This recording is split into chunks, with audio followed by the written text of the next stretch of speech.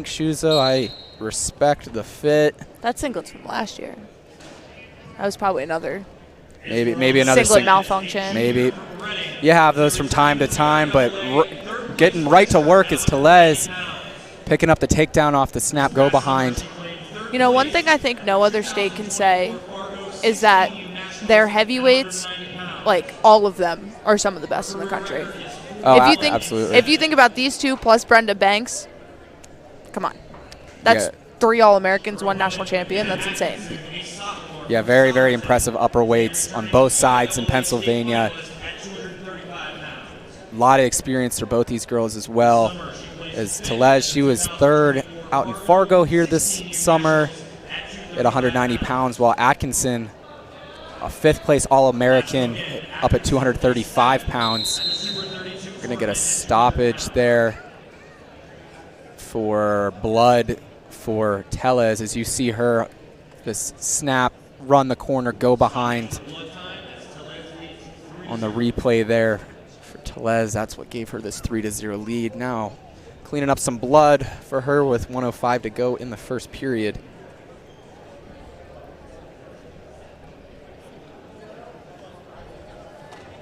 Atkinson's got some blood on her. It's not hers, though. Yeah, looks like we got a little bit of a leaky nose for Tellez. Get that good zoom in. Oh, she got blood on the singlet. Just going to have to come back next year and get another one. Dang it. We'll say PA Power always does a great job with their singlets, their apparel designs. I'm really disappointed not to see a team pink this year, though. Not going to lie. Yeah. Kind of hate to see it as definitely a fire singlet. I know. For Atkinson. That was my idea last year. They said the girls want pink. Trust me.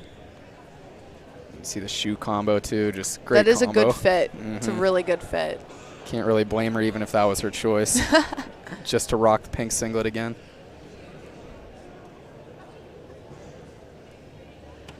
Oh, and we got to zoom in on the shoes. Oh, yeah. Got to give her props. Great job over there for the camera work. Just clean Blood is cleaned up. Let's go. Let's wrestle. Yep, just getting that last little bit off the mat and get back to work here. Be Atkinson going back down here with 1:05 to go in the first.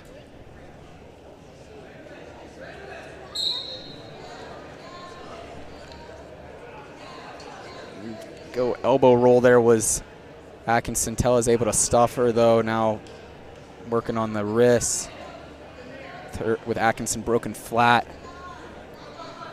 Tellez has the Alvernia coach, Cindy Kalitzko, another one of those women's wrestling college programs that you don't really hear about because it's a really small school, in her corner, alongside Natalie Dunn, who I believe was an All-American for ESU, and I'm wondering if she's doing a little bit of a grad assistantship at Alvernia now. But that's a pretty solid corner to have. Oh, yeah, absolutely, especially for just a junior to get that kind of experience. Yeah, she's from Reading, Pennsylvania, so she's probably in and out of that room working with Coach Kalitzko pretty often. So we got a stall warning underneath there on Atkinson. Just 10 seconds to go here in the first period. Tellez looking for the full period ride out. She works on that right side. With short time to go, that'll do it for the first period. Tellez the 3-0 lead after 1. Atkinson's going to defer choice to Tellez. Tellez corner's telling her to go top. She's going to go down instead. I would have liked to see them back up on their feet. Let's wrestle. We might get there. Let's scrap. Come on. Can't say I disagree. Love myself some mat wrestling, but definitely neutral. Most preferred for most fans of the sport. But Tellez going to get to her feet, earn the escape in just 10 seconds to extend her lead to now 4-0. Going to 2-on-1 there. Now posting that elbow. Atkinson working a front headlock here. Looking to snap Tellez down. Looking for the go behind. Tellez circles back up, though. Real good job there. Yeah, you see that right hand to Tellez as Atkinson was taking that corner, kind of like a down block off to keep her off that corner. And was able to recover to her feet. Nice work there.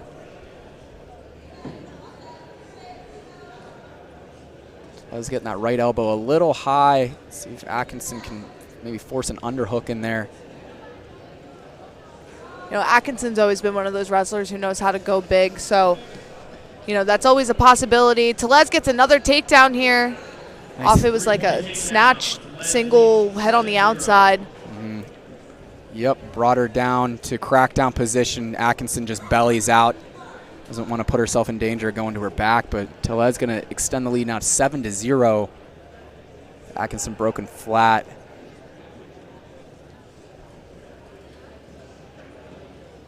A whole lot of action coming underneath for Atkinson as Tellez gets back to work on that right wrist. Yeah, it looks like here Tellez is going to get another solid ride to end the second period. We still have 30 seconds left, but Atkinson's going to get hit with stalling on bottom. Another point coming for Tellez off that second stall warning, going to make it now an 8-0 lead with 15 to go. Be Atkinson's choice to start the third. Be interesting where she chooses to go. Tellez kind of control all three positions. See if Atkinson looks to go back up to her feet, give herself a chance in the neutral position. Tellez is a third place winner at Fargo this past summer in the 16U division, 190 pounds. And Atkinson took fifth at 235, also at the cadet level.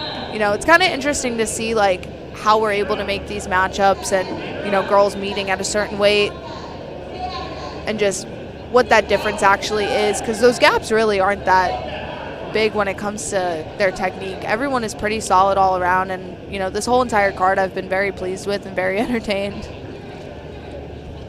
Yeah, the cards like this and events make it fun because you see a lot of matchups you normally would not see, where you can kind of do a catch weight for a lot of these athletes that might not hit throughout the season.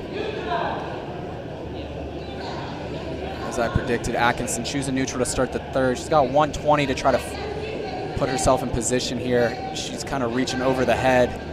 Tellez just going to clear.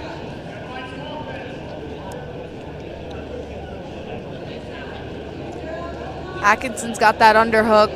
You know, she does have a pretty solid headlock in her arsenal, and I have a feeling that it's going to come down to her having to try and hit that. But I think Tellez probably knows it could happen. Yeah, it's interesting. Tellez seems relatively comfortable with that right elbow high. As she takes a shot now, Atkinson trying to work out a short offense. Back in that front headlock position. Tellez just trying to clear here up to her feet. Atkinson pressuring in. I'm not sure the reaction she's trying to get here. Maybe Tellez to pressure back into her. She's just going to take her towards the out of bounds, and we're going to go out with 25 on the clock.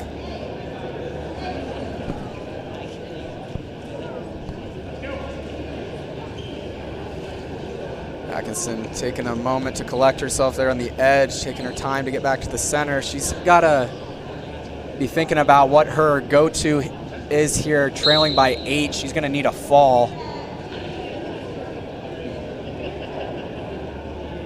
Tellez just kind of pressuring forward with that collar tie. Now headlock attempt, as you predicted, for Atkinson. Kind of goes for broke there. Tellez just going to clear it. Picks up the takedown to make it 11-0. There's another difference in your folk style and freestyle, because I guarantee you freestyle, that would have been a slip. Yep. I was thinking the same thing. She just bellied right out off the headlock attempt. Probably a slip in freestyle Greco, but not here in folk style. Very entertaining match to start off this second session. Yeah, Tellez with the impressive 11-0 major decision.